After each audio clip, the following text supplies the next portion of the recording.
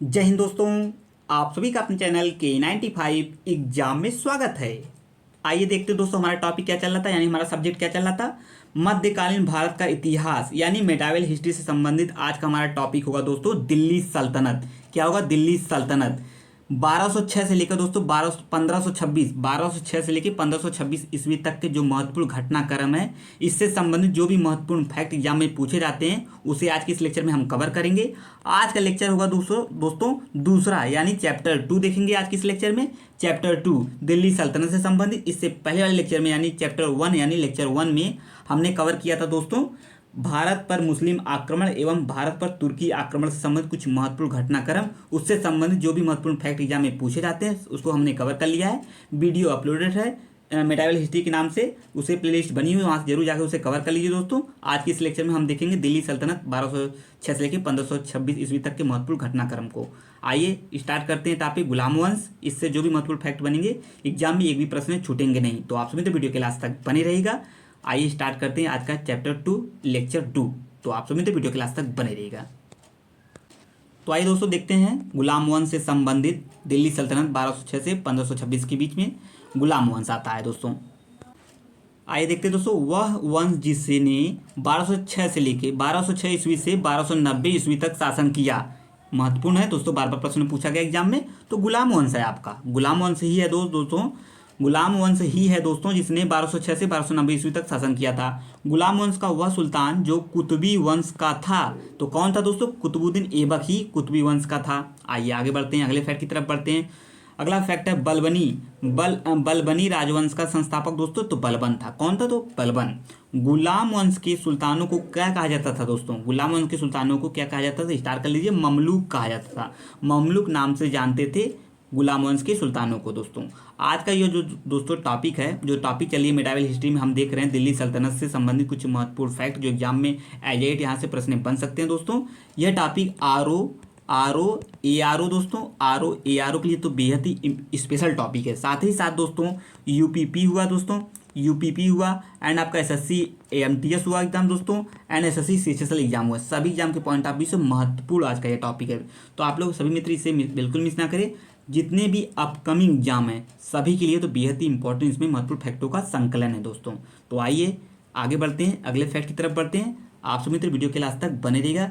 Fact सभी महत्वपूर्ण है दोस्तों एग्जाम के पॉइंट ऑफ व्यू से। आइए आगे बढ़ते हैं दोस्तों। कुतुबुद्दीन ऐबक ने शासन किया कब से कब तक दोस्तों? 1206 से लेकर 1210 ईस्वी तक किसने शासन किया था? कुतुबुद्दीन ऐबक ने शासन किया था। आइए आगे बढ़ते हैं। दिल्ली का पहला मुसलमान शासक था। तो दिल्ली का पहला मुसलमान शासक कौन था दोस्तों? तो ये है कुतुबुद्दीन ऐबक है। पहला लगा है एग्जाम के पॉइंट ऑफ व्यू से, ऑलरेडी इंपॉर्टेंट है। तो आइए आगे बढ़ते हैं। भारत में तुर्की राज्य का संस्थापक माना जाता है। किसे माना जाता है? भारत में तुर्की राज्य का संस्थापक किसे माना जाता है? तो स्टार कर लीजिए दोस्तों, कुतुबुद्दीन ऐबक को माना जाता है। किसे? कुतुबुद्दीन ऐबक को। लेक्चर वाइज दोस्तों ये टॉपिक चल रही है, मेडावल हिस्ट्री के सब्जेक्ट चल रहा है लेक्चर वाइज, वो भी आपका चैप्टर वाइज से संबंधित सभी चैप्टर को कवर किया जाएगा, ताकि एग्जाम में जो कोई भी प्रश्न बने दोस्तों यहाँ से सब कवर हो जाए। और इसे सॉल्व कराने के बाद, लेक्चर को सॉल्व कराने के बाद इससे संबंधित जो महत्वपूर्ण विभिन्न एग्जामों में क्वेश्चन पूछे जाते हैं मेडावल हिस्ट्री से दोस्तों, उसे भी कवर कराया जाएगा। तो बस आप मित्र लास्ट तक बने या वीडियो को पूरा वॉच करिएगा दोस्तों, बीच में स्किप ना करें दोस्तों। ऐबक को अपनी उदारता एवं दानी प्रवृत्ति के कारण क्या कहा जाता था दोस्तों? ऐबक को अपनी उदारता एवं दानी प्रवृत्ति के कारण क्या कहा जाता है? ये प्रश्न बना एग्जाम में, तो इसे आप लोग बिल्कुल मिस ना कर सकते हैं दोस्तों, बिल्कुल मिस नहीं कर सकते हैं। आइए देखते हैं, उसकी उदारता एवं दानी प्रवृत्ति के कारण क्या कहा जाता था? लाख बख्श, लाखों का दान करने वाला लाख बख्श कहा जाता था दोस्तों। अर्थ है लाखों का, लाखों को देने वाला यानी लाखों का दान करने वाला दोस्तों, इस चीज़ को समझते रहिए। आइए आगे बढ़ते हैं। कुतुब मीनार स्थिर है। कुतुब मीनार स्थित है, कहाँ स्थित है दोस्तों? दिल्ली में, सभी जानते हुए। निर्माण का कार्य आरंभ हुआ था कुतुबुद्दीन ने किया था। निर्माण कार्य आरंभ कुतुबुद्दीन ने किया था, इस चीज़ को भी समझते रहिए, इससे फैक्ट बनेंगे आगे। ऐबक को हातिम द्वितीय की उपाधि दिया था। किसने दिया था? इससे स्टार कर लीजिए, महत्वपूर्ण फैक्ट है, उपाधि प्रश्न में बनते हैं एग्जाम में।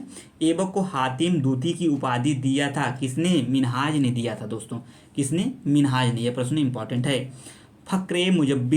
फ़क्र मुदब्बिर एवं हसन निजामी को संरक्षण प्रदान किया था किसने दोस्तों? ये भी प्रश्न पूछा गया एग्जाम में दोस्तों। इसका राइट आंसर है कुतुबुद्दीन ऐबक। ये हैंड राइटिंग नोट्स है दोस्तों, हैंड रिटेन नोट्स है, इससे तो बिल्कुल आप सभी मित्र मिस ना करें। जितने भी फैक्ट पूछे जाएंगे एग्जाम में दोस्तों, लगभग सभी का इसमें कंप्लीट नोट्स है दोस्तों। वनडे एग्जाम के लिए तो बेहद ही इंपॉर्टेंट नोट्स है, तो आप लोग इसे जरूर देखिए और वीडियो को पूरा वॉच करिएगा दोस्तों, इसमें महत्वपूर्ण प्रश्नों की श्रृंखला है। कुतुब मीनार का निर्माण किसके स्मृति में किया गया था दोस्तों? कुतुबुद्दीन बख्तियार काकी के, किसके? कुतुबुद्दीन बख्तियार काकी के स्मृति में आपका इसका कुतुब मीनार का निर्माण किया गया था। वह शासक जिसकी मृत्यु चौगान यानी पोलो खेलते समय हुई थी, सभी जानते हैं, सभी मित्र इस क्वेश्चन से परिचित होंगे, कुतुबुद्दीन ऐबक की 1210 ईस्वी में। कौन से? 1210 ईस्वी में कुतुबुद्दीन ऐबक की मृत्यु हुई थी। कहाँ हुई थी दोस्तों? लाहौर में। यह प्रश्न बार बार एग्जाम में पूछा गया है। तो आइए हम आगे बढ़ते हैं, अगला प्रश्न देखते हैं, अगला फैक्ट देखते हैं एग्जाम के पॉइंट ऑफ व्यू से। अगला फैक्ट है, कुतुबुद्दीन ऐबक ने अपना अधिकांश समय व्यतीत किया था, कहाँ किया था? लाहौर में ही किया था दोस्तों, लाहौर में ही किया था। आइए आगे बढ़ते हैं। इल्तुतमिश के शासन की अवधि है, इल्तुतमिश के जो शासन की अवधि यानी इल्तुतमिश ने कब तक शासन किया था दोस्तों? तो 1210 से 1236 के बीच में, 1210 1236 के बीच इल्तुतमिश ने शासन की अवधि थी इसकी। इल्तुतमिश दामाद था किसका? कुतुबुद्दीन ऐबक का। कुतुबुद्दीन ऐबक का दामाद ही कौन था? इल्तुतमिश था दोस्तों, इस चीज़ को भी समझते रहिए। अगला फैक्ट बनेगा एग्जाम के पॉइंट ऑफ व्यू से, इल्तुतमिश दिल्ली का सुल्तान बनने से पूर्व सूबेदार था, कहाँ का? ये प्रश्न पूछा गया है, इसे स्टार कर लीजिए। इसका राइट आंसर है बदायूं, बदायूं का सूबेदार था दिल्ली का सुल्तान बनने से पूर्व यानी पहले दोस्तों। आइए हम अगले फैक्ट की तरफ बढ़ते हैं। ये रहा अगला फैक्ट, आप सभी वीडियो के लास्ट तक बने रहेगा। सिपह सालार अमीर अली इस्माइल ने दिल्ली की गद्दी पर बैठाया था, सिपह सालार अमीर इस्माइल ने दिल्ली पे की गद्दी पर बैठाया था, किसे दोस्तों? इल्तुतमिश को। किसे? इल्तुतमिश को ही। इलबारी जाति, इसे स्टार कर लीजिए दोस्तों, इलबारी जाति का प्रथम सुल्तान था, प्रथम लगा है ऑलरेडी एग्जाम के पॉइंट ऑफ व्यू से इंपॉर्टेंट है, वेरी इंपॉर्टेंट है। इलबारी जाति का प्रथम सुल्तान तो इल्तुतमिश ही था दोस्तों, तो इसे इंपॉर्टेंट कर लीजिए दोस्तों, एग्जाम में प्रश्न बन सकेगा। इल्तुतमिश का वंश था तो इलबारी तुर्क, कौन सा वंश था? इलबारी तुर्क के नाम से जाना जाता था दोस्तों। इल्तुतमिश को सरजादार का पद दिया था किसने? कुतुबुद्दीन ऐबक ने ही दिया था इल्तुतमिश को सरजादार का पद, जिसे हम किस नाम से जानते हैं? जादार को अंगरक्षकों का प्रधान, अंगरक्षकों का प्रधान कहा जाता है दोस्तों, सरजादार की पद। आइए हम आगे बढ़ते हैं। अगर आप सभी मित्रों को वीडियो अच्छा लग रहा है तो वीडियो को लाइक कर दें दोस्तों, अपने लाइक कर दें, शेयर कर दें अपने मित्रों ग्रुप में, ताकि सभी मित्र इस चैनल से जुड़े रहें। और आप सभी मित्र कॉम्पिटिटिव एग्जाम की तैयारी कर रहे हैं दोस्तों, तो आरओ एग्जाम हुआ या आपका यूपीपी हुआ, बिहार पुलिस हुआ, या आपका दोस्तों एसएससी एमटीएस, जितने भी अपकमिंग एग्जाम हैं, तो चैनल से जरूर जुड़े रहिए और ये चैनल को जरूर विजिट करिए। अगर आपको सभी चीज़ें अच्छी लगें तो चैनल को सब्सक्राइब कर लीजिए और कमेंट करके जरूर बताइएगा आज का ये लेक्चर कैसा रहा। लेक्चर वाइज सभी चीज़ सब्जेक्ट वाइज चल रहे हैं दोस्तों। आपका मॉडर्न इतिहास हुआ, मॉडर्न यानी modern history and medieval history, इससे अब और से सब्जेक्टों को स्टार्ट किया जाएगा K95 एग्जाम पर, तो आप सभी मित्र चैनल को जरूर सब्सक्राइब कर लें। 40 गुलाम सरदारों के गुट को क्या कहा जाता था? ये बेहद ही महत्वपूर्ण प्रश्न है दोस्तों एग्जाम के पॉइंट ऑफ व्यू से। तुर्कान चिहलगानी के नाम से जाना जाता था। आइए हम आगे बढ़ते हैं, 1215 से 17 ईस्वी के बीच यलदीज और कुबाचा से मुकाबला हुआ, तो कहाँ हुआ दोस्तों? हम आइए देखते हैं कहाँ हुआ था। ये हुआ था 1215 से 17 ईस्वी के बीच यलदीज और कुबाचा से मुकाबला किया था किसने? इल्तुतमिश ने।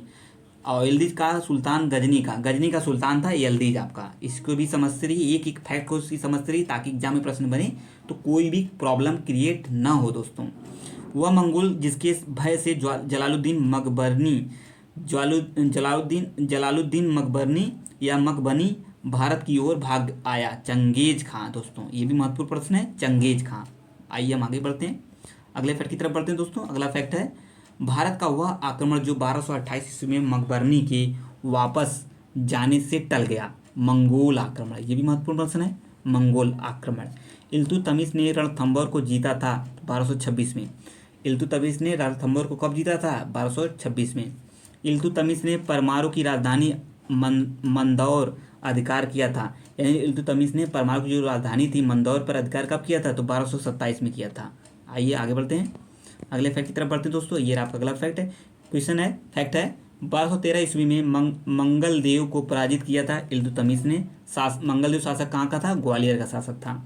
इल्तुतमिश को खिलत का प्रमाण दिया था, इसे स्टार कर लीजिए। खिलत का प्रमाण पत्र दिया था किसने? बगदाद के खलीफा ने दिया था। और खिलत पाने के बाद इल्तुतमिश उपाधि खिलत पाने के बाद इसकी उपाधि क्या हो जाती है?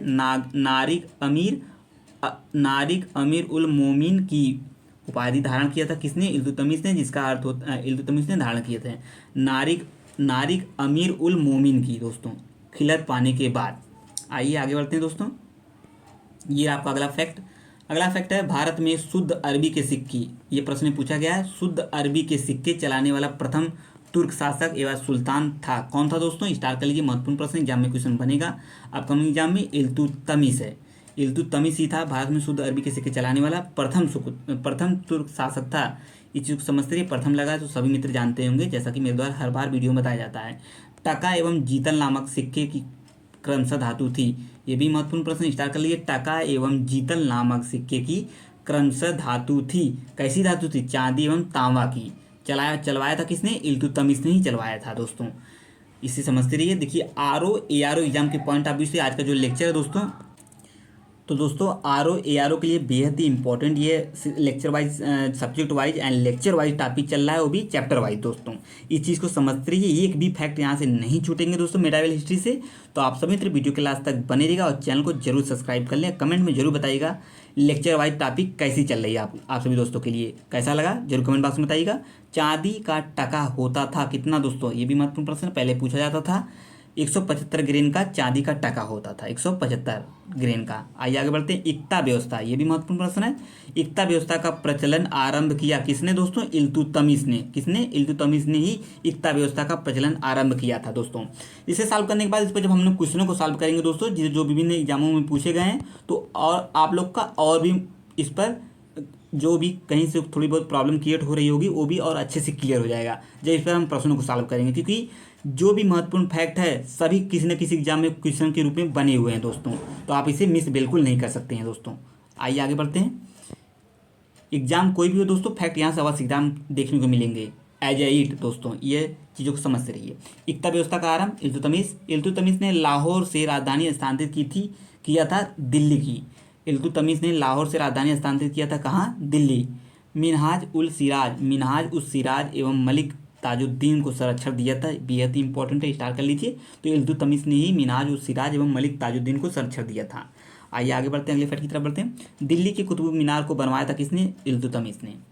इल्तुतमिश की मृत्यु हुई थी अप्रैल 1236 ईस्वी में। कब हुई थी? अप्रैल 1236 ईस्वी में किसकी डेथ हुई थी, मृत्यु हुई थी? तो इल्तुतमिश की हो गई थी। आइए आगे बढ़ते हैं, अगले प्रश्न की तरफ बढ़ते हैं। ये आपका अगला प्रश्न है इल्तुतमिश का प्रधानमंत्री कौन था दोस्तों? तो मिनाज निजाम उल मुल्क अहमद जुनैदी किसके प्रधानमंत्री थे? ये आपका इल्तुतमिश का प्रधानमंत्री था। ईरानी राज दरबार के रीति रिवाज को अपने दरबार में आरंभ किया था किसने दोस्तों? ईरानी दरबार के रीति रिवाज को तो इल्तुतमिश ने आरंभ किया था। प्रश्न बन सकता है आपके एग्जाम में। आइए अगला फैक्ट की तरफ बढ़ते हैं, अगले फैक्ट की तरफ बढ़ते हैं दोस्तों। ये आपका अगला फैक्ट है, क्वेश्चन है, फैक्ट है। धार्मिक व्यक्तियों के वर्ग को क्या कहा जाता था? उलेमा वर्ग। जो धार्मिक व्यक्तियों का वर्ग होता था उसे उलेमा वर्ग के नाम से जाना जाता था। बड़े एवं छोटे इक़्तिदार होते थे इल्तुतमिश बड़े एवं छोटे इक़्तिदार होते थे इल्तुतमिश ने। बड़े प्रशासनिक जिम्मेदारी होते थे, इस चीज़ को भी समझते रहिए। सैनिक सेवा के बदले भूमिकर वसूलते थे छोटे इक़्तिदार। जो छोटे इक़्तिदार होते थे वो सैनिक सेवा के बदले भूमिकर वसूलते थे। और इक़्ता किसे कहा जाता था? सूबा को। इक़्ता मतलब सूबा, एक सूबे को एक इक़्ता के नाम से जाना जाता था दोस्तों। तुर्की गुलाम सरदार स्वयं को पुकारते थे ख्वाजा तस के नाम से पुकारते थे। जो तुर्की गुलाम सरदार होते थे स्वयं को ख्वाजा तस, यानी तात्पर्य एक मालिक का गुलाम। ख्वाजा तस का मतलब होता है एक मालिक का गुलाम। तुर्की गुलाम स्वयं को पुकारते थे, इस चीज़ को भी समझ रहे, कह रहे ना। सभी फैक्ट, जो भी फैक्ट होंगे सब कवर किए गए हैं दोस्तों इसमें।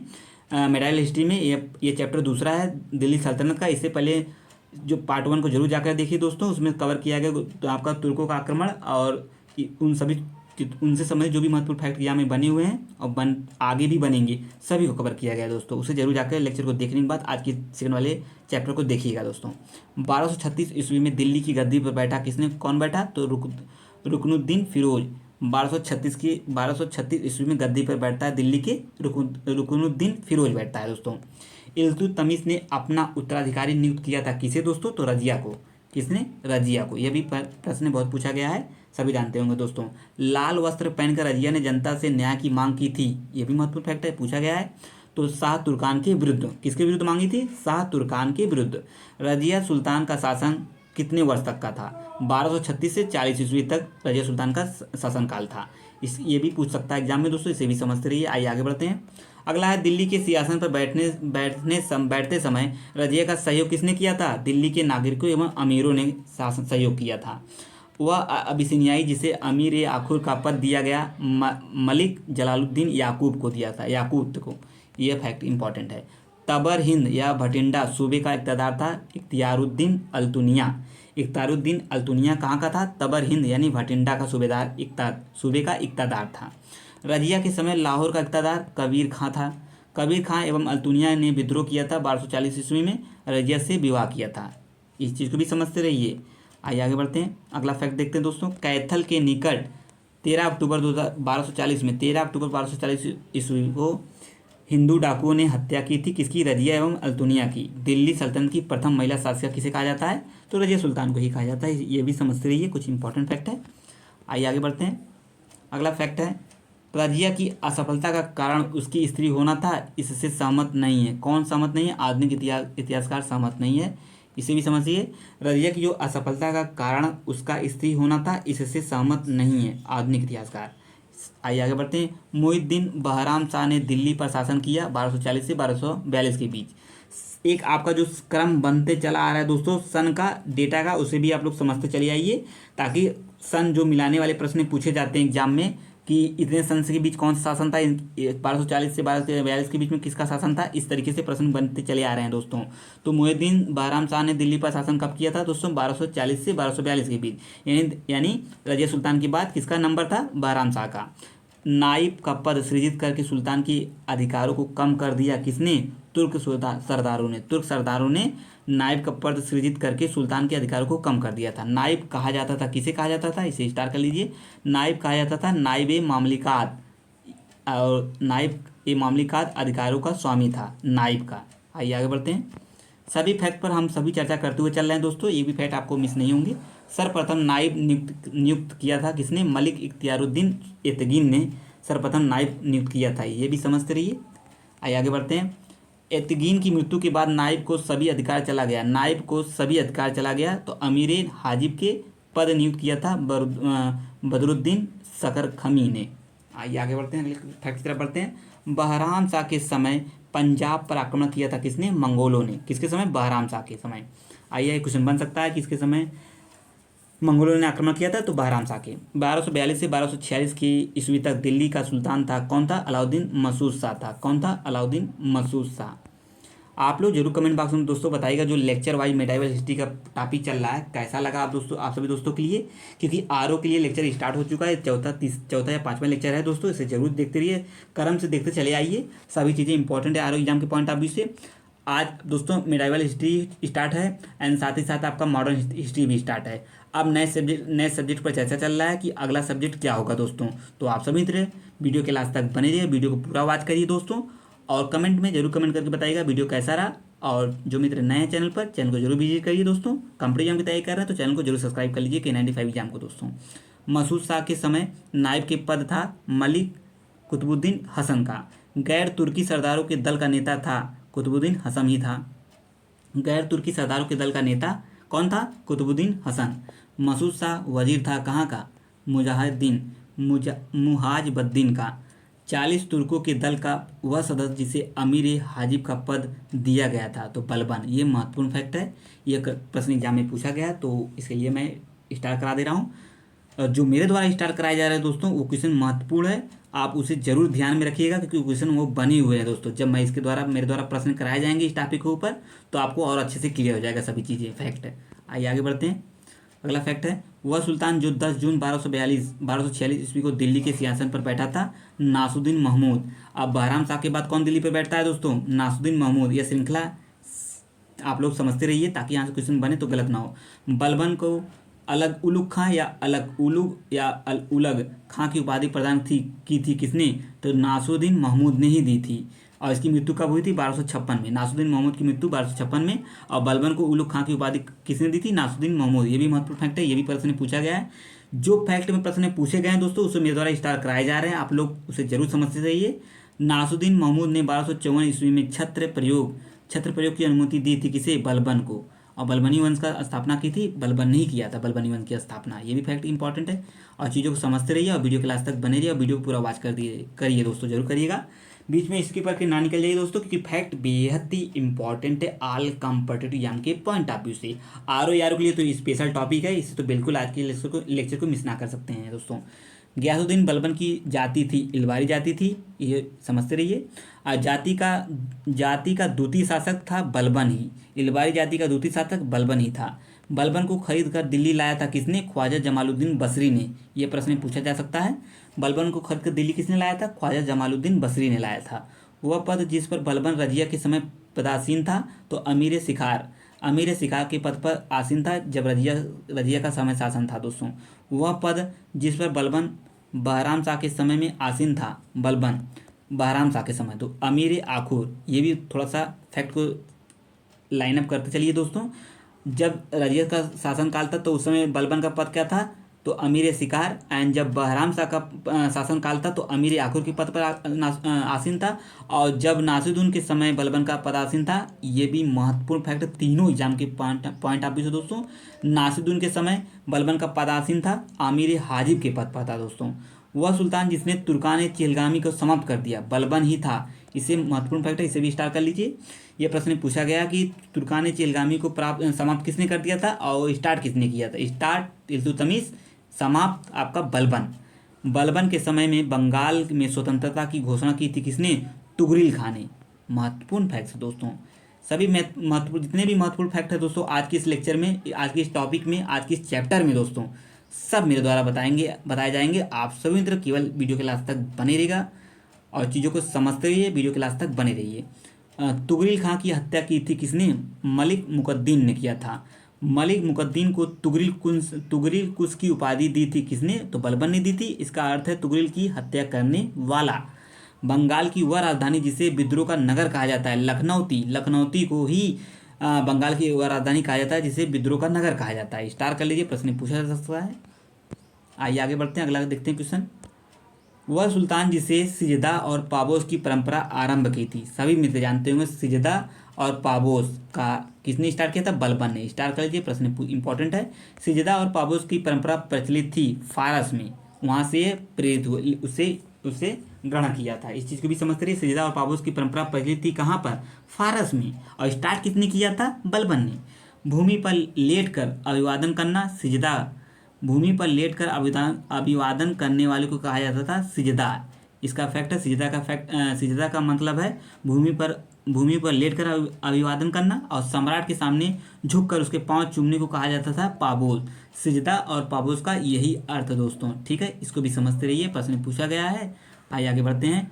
अगला प्रश्न है, महत्वपूर्ण है। नवरोज, ये एग्जाम में बार बार पूछा गया है। नवरोज उत्सव आधारित था।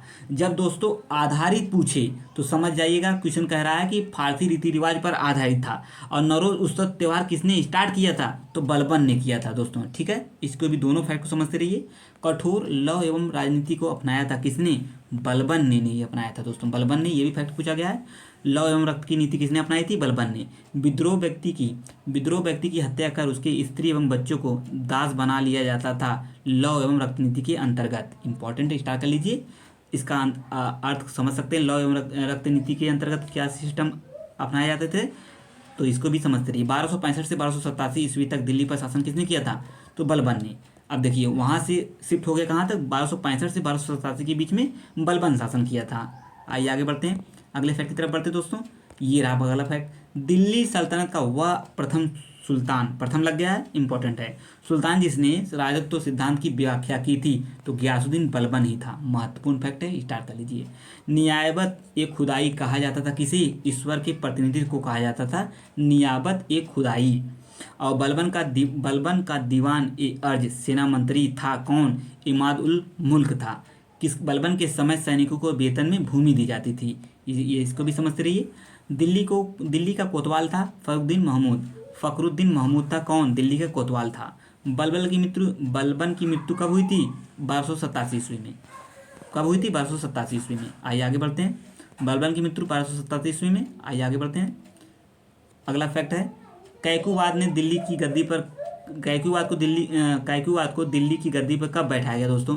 तो है 1287 से 1290 ईस्वी तक दोस्तों बैठाया गया था। यही एंड फखरुद्दीन महमूद ने बैठाया था। इस चीज़ को भी समझते रहिए। एंड कैकुवाद और शमसुद्दीन शासन किया था 1287 से 1290 के बीच में दोस्तों। कैकुवाद ने अपना सेनापति नियुक्त किया था किसे? जलालुद्दीन खिलजी को। कैकुवाद ने अपना सेनापति नियुक्त किया था किसे? जलालुद्दीन खिलजी को दोस्तों। ये भी इंपॉर्टेंट है। शमसुद्दीन को 3 वर्ष की अवस्था में सुल्तान बनाया था किसने? तुर्क सरदारों ने ही बनाया था। शहर के अधिकारी को कहा जाता था दादवेग कहा जाता था। आइए आगे बढ़ते हैं। अगला फैक्ट है दोस्तों, अगला फैक्ट है शहर के अधिकारी को कहा जाता था दादवेग। एंड नेक्स्ट फैक्ट है, लास्ट फैक्ट है आज का दोस्तों, शमसुद्दीन क्यूमर्स की हत्या की थी। तो इस स्टार कर लिए, जलालुद्दीन फिरोज खिलजी ने ही की थी, शमसुद्दीन क्यूमर्स की हत्या की थी। ये कुछ महत्वपूर्ण हो गए फैक्ट आपको दिल्ली सल्तनत से दोस्तों। जो शासनकाल से जो महत्वपूर्ण फैक्ट थे वहाँ से हमने सभी चीज़ों को कवर कर लिया है। इसके आगे के जो चैप्टर होंगे दोस्तों उसके अगले लेक्चर में यानी अगले चैप्टर में दिखा जाएगा, तब मिलेंगे। और वीडियो अच्छा लगा तो वीडियो को लाइक कर दे दोस्तों, शेयर कर दे अपने मित्र ग्रुप में, ताकि सभी मित्र चैनल से जुड़े रहें। एंड जो मित्र नए हैं चैनल पर एक बार जरूर विजिट करिए दोस्तों। और सभी चीज़ें देखने के बाद अगर चीज़ें अच्छी लगी हों तब वीडियो को चैनल को सब्सक्राइब कर लें और बेल आइकन को अवश्य ऑन कर दें, ताकि जो भी नई वीडियो हो उसका नोटिफिकेशन आपके पास पहुंचता रहे। अब मिलेंगे नेक्स्ट वीडियो में, तब तक के लिए आप सभी का बहुत बहुत धन्यवाद। जय हिंद, जय भारत। थैंक यू दोस्तों।